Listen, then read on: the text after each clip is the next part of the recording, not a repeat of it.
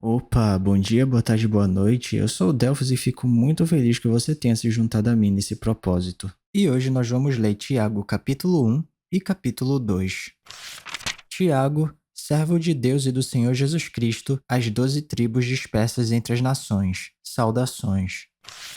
Provas e tentações. Meus irmãos, considerem motivo de grande alegria o fato de passarem por diversas provações, pois vocês sabem que a prova da sua fé produz perseverança, e a perseverança deve ter ação completa, a fim de que vocês sejam maduros e íntegros, sem que falte a vocês coisa alguma. Se algum de vocês tem falta de sabedoria, peça a Deus, que a todos dá livremente, de boa vontade, e lhe será concedida. Peça-a, porém, com fé, sem duvidar, pois aquele que duvida é semelhante à onda do mar, levada e agitada pelo vento.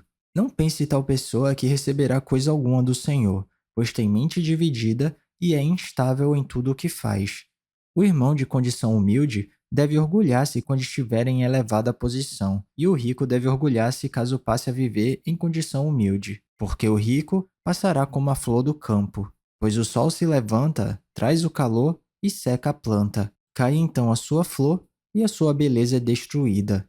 Da mesma forma, o rico murchará em meio aos seus afazeres. Feliz é o homem que persevera na provação, porque depois de aprovado, receberá a coroa da vida, que Deus prometeu aos que o amam. Quando alguém for tentado, jamais deverá dizer: Estou sendo tentado por Deus, pois Deus não pode ser tentado pelo mal e a ninguém tenta. Cada um, porém, é tentado pelo próprio mau desejo, sendo por este arrastado e seduzido. Então, esse desejo, tendo concebido, dá à luz o pecado, e o pecado, após ser consumado, gera a morte. Meus amados irmãos, não se deixem enganar. Toda boa dádiva e todo dom perfeito vem do alto, descendo do Pai das luzes, que não muda como sombras inconstantes. Por sua decisão, ele nos gerou pela palavra da verdade, a fim de sermos como os primeiros frutos de tudo o que ele criou. Praticando a palavra. Meus amados irmãos, tenham isto em mente. Sejam todos prontos para ouvir, tardios para falar e tardios para irar-se, pois a ira do homem não produz a justiça de Deus. Portanto, livrem-se de toda impureza moral e da maldade que prevalece e aceitem humildemente a palavra implantada em vocês, a qual é poderosa para salvá-los.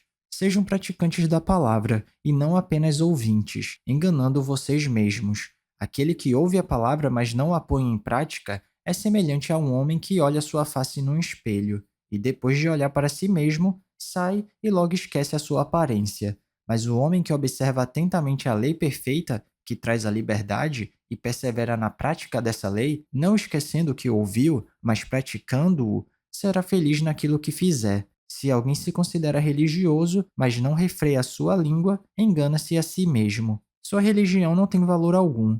A religião que Deus, o nosso Pai, aceita como pura e imaculada é esta: cuidar dos órfãos e das viúvas em suas dificuldades e não se deixar corromper pelo mundo. Capítulo 2. Proibida a acepção de pessoas. Meus irmãos, como crentes em nosso glorioso Senhor Jesus Cristo, não façam diferença entre as pessoas, tratando-as com parcialidade. Suponho que na reunião de vocês, entre um homem com anel de ouro e roupas finas, e também entre um pobre com roupas velhas e sujas. Se vocês derem atenção especial ao homem que está vestido com roupas finas e disserem: Aqui está um lugar apropriado para o Senhor, mas disserem ao pobre: Você, fique em pé ali, ou sente-se no chão, junto ao estrado onde ponho os meus pés. Não estarão fazendo discriminação, fazendo julgamento com critérios errados? Ouçam, meus amados irmãos, não escolheu Deus os que são pobres aos olhos do mundo para serem ricos em fé e herdarem o reino que ele prometeu aos que o amam? Mas vocês têm desprezado o pobre. Não são os ricos que oprimem vocês? Não são eles que os arrastam para os tribunais? Não são eles que difamam o bom nome que sobre vocês foi invocado? Se vocês de fato obedecerem à lei do reino, encontrada na Escritura que diz: ame o seu próximo como a si mesmo, estarão agindo corretamente. Mas se tratarem os outros com parcialidade, estarão cometendo pecado e serão condenados pela lei como transgressores. Pois quem obedece a toda a lei, mas tropeça em apenas um ponto, torna-se culpado de quebrá-la inteiramente. Pois aquele que disse: não adulterarás, também disse: não matarás. Se você não comete adultério, mas comete assassinato, torna-se transgressor da lei. Falem e hajam como quem vai ser julgado pela lei da liberdade, porque será exercido juízo sem misericórdia sobre quem não for misericordioso. A misericórdia triunfa sobre o juízo. Fé e obras. De que adianta, meus irmãos, alguém dizer que tem fé se não tem obras? Acaso a fé pode salvá-lo? Se um irmão ou irmã estiver necessitado de roupas e do alimento de cada dia, e um de vocês lhe disser, vá em paz, aqueça-se e alimente-se até satisfazer-se, sem porém lhe dar nada, de que adianta isso?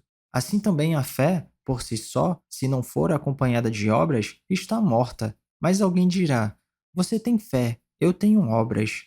Mostre-me a sua fé sem obras, e eu mostrarei a minha fé pelas obras. Você crê que existe um só Deus? Muito bem, até mesmo os demônios creem e tremem. Insensato, quer certificar-se de que a fé sem obras é inútil? Não foi Abraão, nosso antepassado, justificado por obras quando ofereceu seu filho Isaque sobre o altar? Você pode ver que tanto a fé como as obras estavam atuando juntas, e a fé foi aperfeiçoada pelas obras. Cumpriu-se assim a escritura que diz: Abraão creu em Deus e isso lhe foi creditado como justiça, e ele foi chamado amigo de Deus. Vejam que uma pessoa é justificada por obras e não apenas pela fé. Caso semelhante é o de Raabe, a prostituta. Não foi ela justificada pelas obras quando acolheu os espias e os fez sair por outro caminho? Assim como o corpo sem espírito está morto, também a fé sem obras está morta. E é isso, chegamos ao final da nossa leitura. Eu espero que você tenha gostado. Se alguma coisa soar estranha ou diferente, eu te encorajo a dar uma pesquisada a respeito disso, porque apesar da Bíblia ser um livro muito atual, ela foi escrita numa época e numa cultura diferente da nossa. Então vale a pena dar uma pesquisada para entender melhor os contextos históricos e culturais. Ah, e esse vídeo aqui não é para substituir o devocional não, tá? É só um plus, é só um bônus, é só um incentivo.